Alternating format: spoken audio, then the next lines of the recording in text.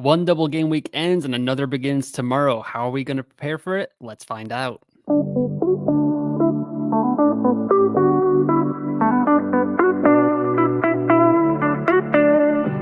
What is up, everyone? Welcome to another episode of Backup Fantasy Sports. It is Friday, April 26th. My name is Ewan, and on today's episode, we're going to get into some Fantasy Premier League with a double game week 35 preview. Just coming off of a massive double game week in game week 34, right into another one, a smaller one in game week 35, only featuring Tottenham and Chelsea, but another double game week regardless. Plenty of FPL managers played their free hit in game week 34. A lot of FPL managers are playing their Wildcard in game week 35. So we will cover that as well in this week's shortened episode, just because it is Friday. The deadline is tomorrow. So quite a quick turnaround. So let's get into it here.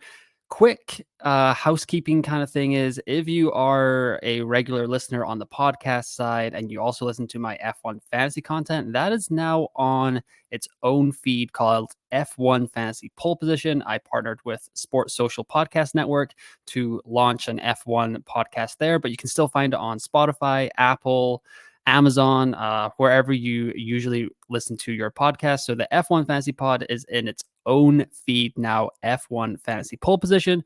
But for now, the Fantasy Premier League episodes will still be on the Backup Fantasy Sports feed. And if you're watching on YouTube, no worries there. It's all going to be under the Backup Fantasy Sports YouTube channel, as that is not going anywhere. So that will host both the F1 Fantasy Pod or episodes and the FPL episodes for the remainder of time, because I don't think I could handle two YouTube channels. That would be far too crazy. As you can see here, I have been doing quite well in Fantasy Premier League. I'm up to the top 7,000 in the world now. Started the week at the top 43K, a massive week for me, 156 points. I hit on Mateta, Havertz, Ben White, even had Salah captain, and that didn't go well at all. Pickford in goal. Unfortunately for me as a Liverpool fan, that went very well. But yeah, it was a huge week. I know there are some massive scores out there. So great job by you if you hit on all of those picks, any of those picks. Let me know in the comments below how your double game week 34 went, where you are in the world, where you want to aim in the world. Are you on Wildcard this week? Let me know. Hit me up on X at UNFPL. Happy to talk Fantasy Premier League over there as well. And while you're down there in the comments, just like and subscribe to the YouTube channel or give it a rating on the podcast side. We'd greatly appreciate it. Okay, all of that is over. We're actually going to talk Fantasy Premier League now. Double game week 35. We got 11 fixtures on the slate here, starting off with West Ham and Liverpool, both coming off of very deflating losses. West Ham to Crystal Palace, Liverpool to Everton, essentially ending their title hopes. So it will be interesting to see what kind of lineup Jurgen Klopp puts out there. I'm not expecting massive changes, but we could maybe see Trent get a rest, as he started 3 games in the last week, possibly Virgil van Dijk as well.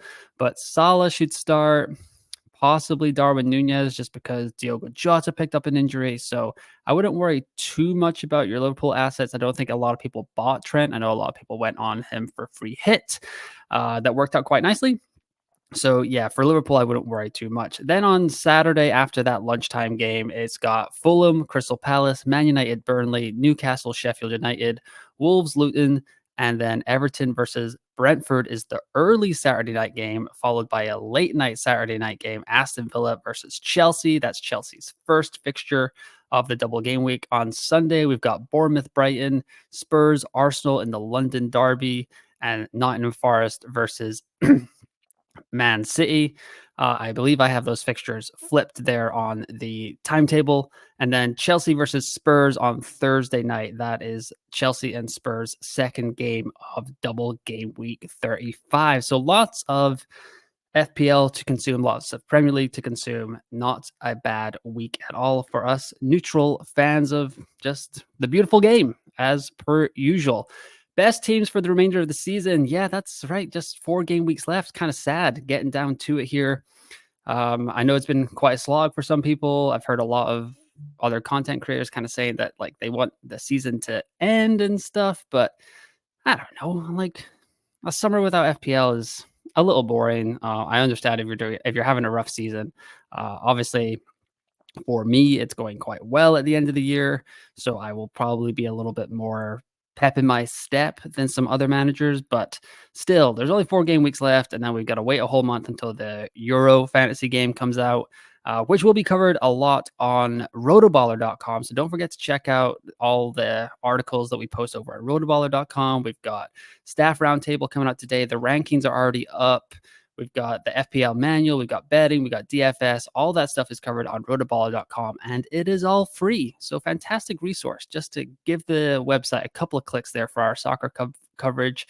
Support us over there. We would greatly appreciate it. But here are the best teams for the remainder of the season. So we've got Chelsea, Newcastle, Tottenham, Man City, and Man United in the top 5. Understandably, Chelsea and Tottenham are up there as they have 2 double game weeks in the next 4 final game weeks of the season. So Chelsea have Villa, Tottenham this game week, then West Ham in game week 36, Nottingham Forest, Brighton in 37, and Bournemouth.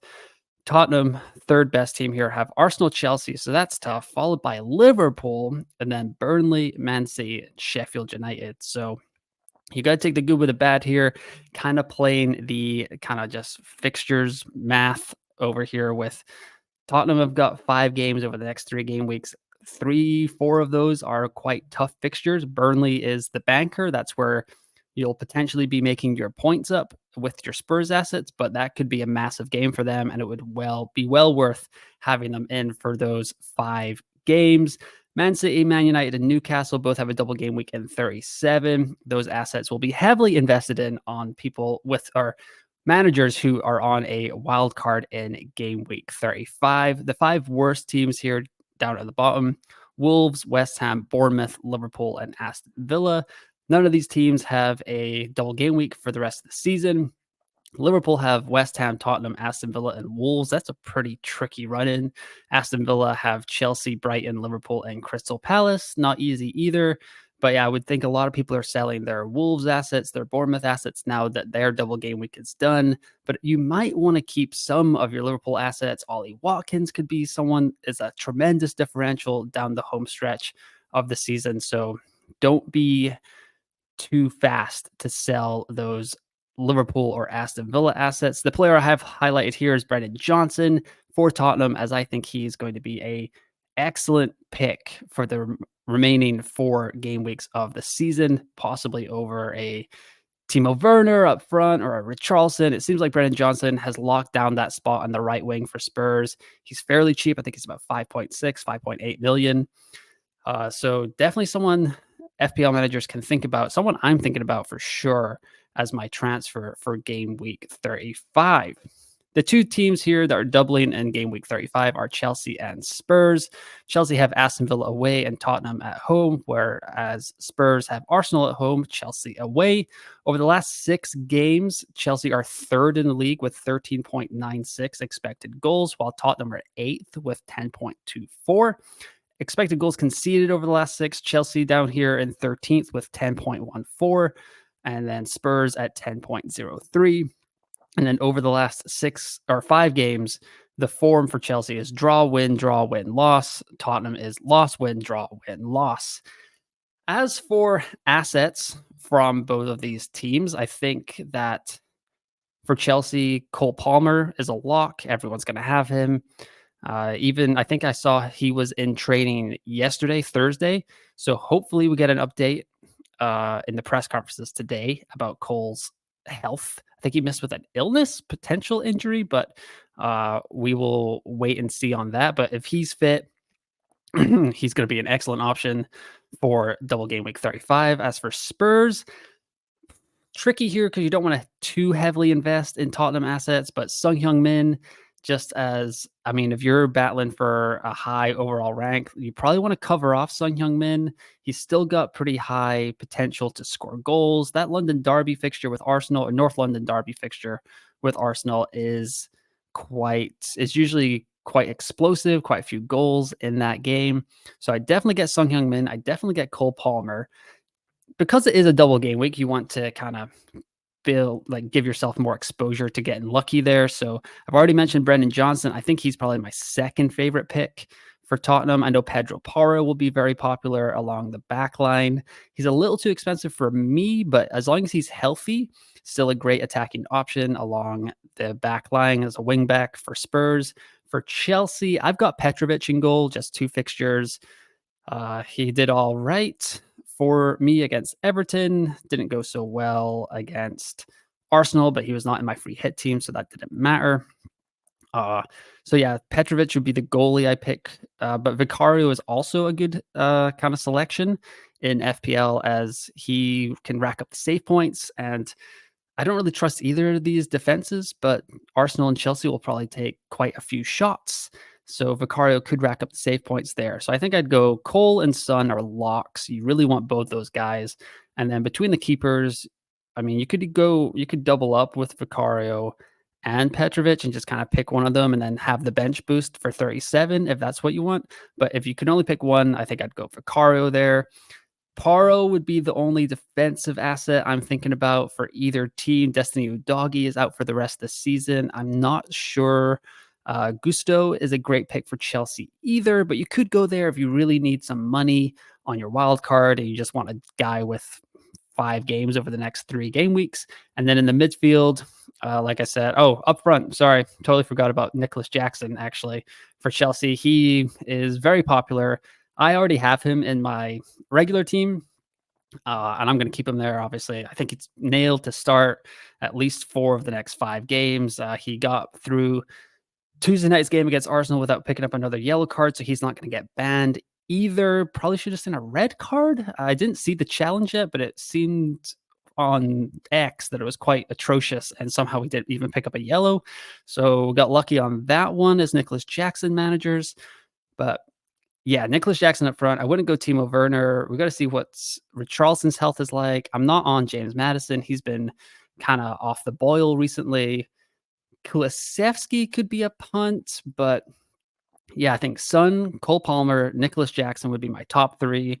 Then a goalkeeper, then potentially Brennan Johnson is where I would go for the double game week 35. Guys, I don't think you need to get 6 in because when double game week 37 comes along, there's a lot more teams that you can pick from. So you might not want to be kind of straddled with these not as good Chelsea and Spurs assets. Speaking of double game week 37, there are a lot of managers this week who are playing their wild card. So I built this team on FPL.team and I don't mind it at all here. So in this draft, I have 5 double game week 35 players. I have 14 double game week 37 players. And then the plan would be to roll a transfer in double game or in game week 36. Then I would transfer out another player, a single game week player here for double game week 37 player. And then I'd have 2 free transfers for game week 38 as a punt. So what is the team? I hear you kind of screaming at me as I just talk about it all theoretically. So Petrovic and Onana along the back line. So Petrovic would play this week, and then Onana has a double game week in 37 as well. So that would be a good bench boost. This would also set it up quite well if you're doing bench boost 37, which I think is the most popular strategy right now. If you have 2 chips remaining, maybe you're going to free hit in game week 37. I'll probably cover that in the game week 37 episode. So Petrovic and Onana in goal, then Gabriel, Dan Burn, Ruben Diaz, Van Heck, and Trippier along the back line. Trippier doesn't sound like he wasn't in the squad earlier this week, but could be a nice punt, kind of differential down the stretch. They've got Sheffield United at home this week, and they have a double in 37 as well. So maybe we get a positive update on Trippier. I did put this together on Wednesday morning before the team news came out on Wednesday night. So maybe I'd swap out Trippier for this game. And then in the midfield, I've got Son, Brendan Johnson, Cole Palmer, which I talked about. Those are my 3 favorite assets, along with Nicholas Jackson for double game week 35. And so Son, Brendan Johnson, Cole Palmer, Bruno Fernandes, and Phil Foden in the midfield. Fernandes got Burnley at home. Crystal Palace has a good double. Foden scored another 2 goals last night against Brighton in their 4-0 win. And he's just banging form right now as well. Nicholas Jackson and Alexander Isak up front, along with Erling Haaland on the bench for now, as the Norwegian is flagged. Could potentially miss double game week 35 as well, but hopefully he will be back for 36 if we get some more concrete details, which I don't think we will, considering City played last night. I'm not sure we'll get a Pep conference or Pep press conference before the deadline here, but it sounded like Holland, he wasn't in the squad. So I'm not sure what his stats will be for 36. Kind of tough to carry him or for game week 35.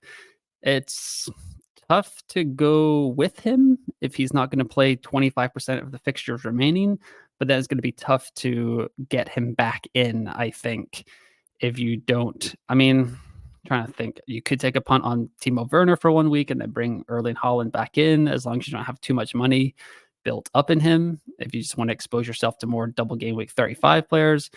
But yeah, this is the team I would go with. So I'll read it off one more time. Onana, Petrovic in the goal, Gabriel Byrne, Ruben Diaz, Kieran Trippier, Van Heck in the defense, Son Heung-min, Brendan Johnson, Cole Palmer, Bruno Fernandes, Phil Foden in the midfield, then Nicholas Jackson, Alexander Isaac, and Erling Haaland up front.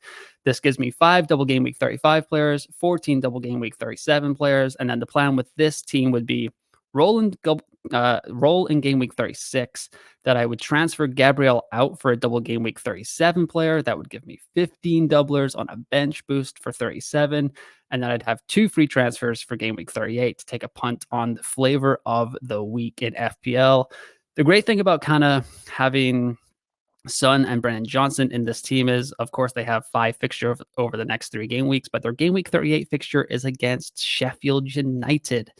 So that is going to be very, very tempting for a lot of FPL managers to take a punt on some Tottenham assets. But if you've already got them in your team, then you will make up for it right on your wild card here. But yeah, there'd also be a priority transfer for most people who do not have a wild card.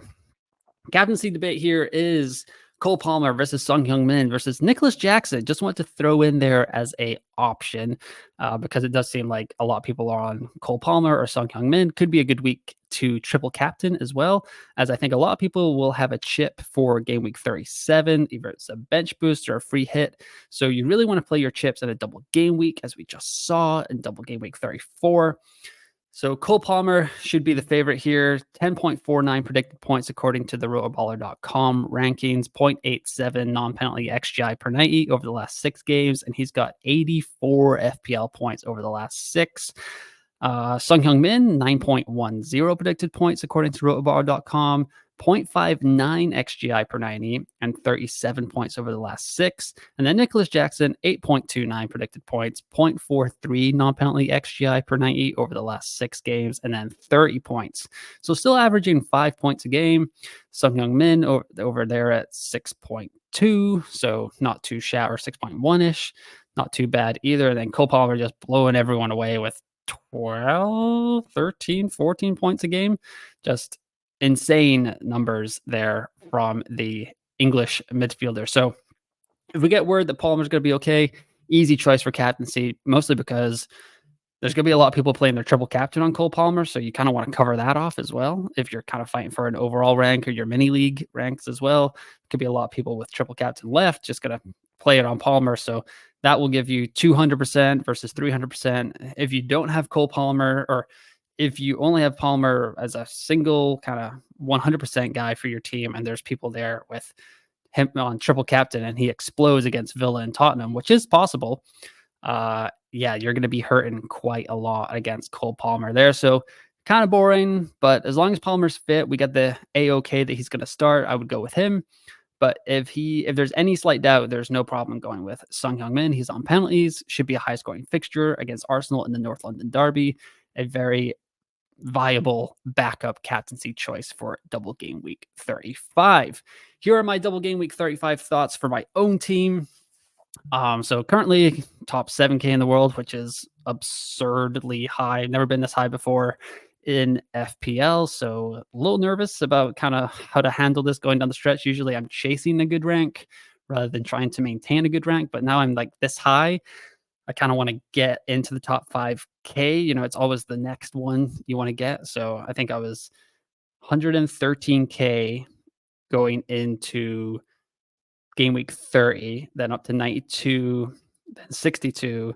And then last week I was at 42K. And I was like, well, might as well try and get into top 25K. And I just shot right past that. I'm in the top 10K now and freaking out about being so high this late in the season. So I'm really trying to keep it together, make sensible moves. That's what's kind of gotten me this way. I took some swings on the game week 34 free hit that paid off, but yeah, so game week 35, I've got to fix my Connor Bradley problem as he is red flag, probably going to be out for the next few weeks, possibly the rest of the season if Liverpool don't want to risk it. Could possibly take a hit here. The thoughts are that maybe I could get rid of Mo Salah because he is not in form right now, not even close, and bring in potentially Brennan Johnson as another Spurs asset. I've been touting him all week, so I really like what I see from Brennan Johnson. Spurs, while they're not like the all-out invincible attack, but Johnson and Son Heung-min seem to be the main point scare for that team. So I really fancy getting Brennan Johnson in there, and then I could potentially go from Garnacho up to Bruno Fernandes. This would maybe be over a couple of weeks, but I also need to get. So my dream transfer is just doing Connor Bradley to Harry Maguire. 4.2 to 4.2. Harry Maguire is going to start every game, chipped in with a goal and assist this week against Sheffield United in their 4-2 win. So that would be a pretty simple transfer for me. That would give me another double game weeker for 37.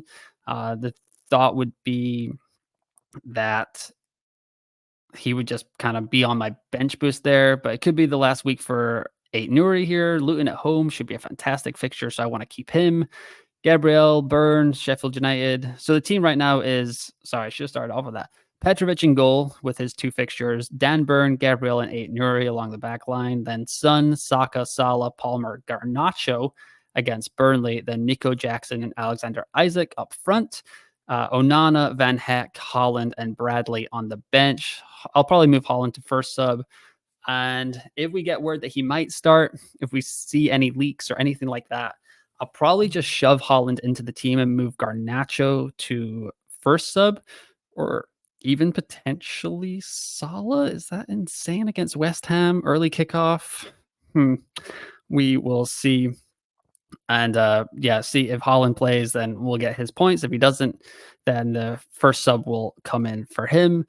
But yeah, fixing Bradley problem probably needs to be my best priority, but hit could be in the cards as well. And then just put off that Bradley problem for 1 week. However, Harry Maguire is going to be more popular. Connor Bradley is probably going to fall in price this week. So they're both at 4.2 right now.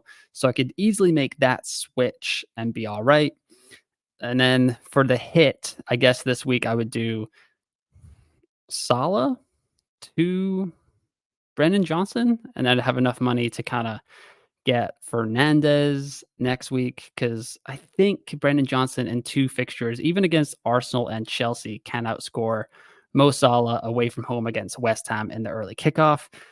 Could be potential warning here is if you are transferring out Mo Salah on your wild card, or if this could be the last time he's ever in your team. I think that a transfer to Saudi Arabia is probably on the cards this summer as Liverpool transition out of the Jurgen Klopp era into more of the Michael Edwards era that's coming back. So Salah could be the last time you see him in your FPL squad. So, if you're sentimental like that, which I might want to keep him for one more week before I do it. And that would be kind of it. So yeah, boring transfer would be Harry Maguire. But the fun transfer could maybe be Salah to Brennan Johnson and Garnacho to Bruno. So I know that's kind of just subbing a double game weeker for another double game weeker, but it is upside there as Bruno's on penalties, bagged 3 returns on Wednesday against Sheffield United. And yeah, I do this every year. Kind of just fall in love with Bruno at the end of the year, every season. And he's just very good. I'm not entirely in love with his on-field antics sometimes, but his FPL returns are bang on recently. But yeah, that's kind of my thoughts for double game week 35. Let me know what your thoughts are in the comments below. What kind of transfer conundrums you're going through with the deadline in about 28-ish hours. I will get this up and out as fast as possible. It's 8:12 a.m. Germany time, Friday, April 26th. So yeah, it should not a lot of information should change before the press conferences come out. I'll probably be tweeting out about any major changes on my X account at UNFPL. But yeah, hopefully good luck to you guys in Double Game Week 35.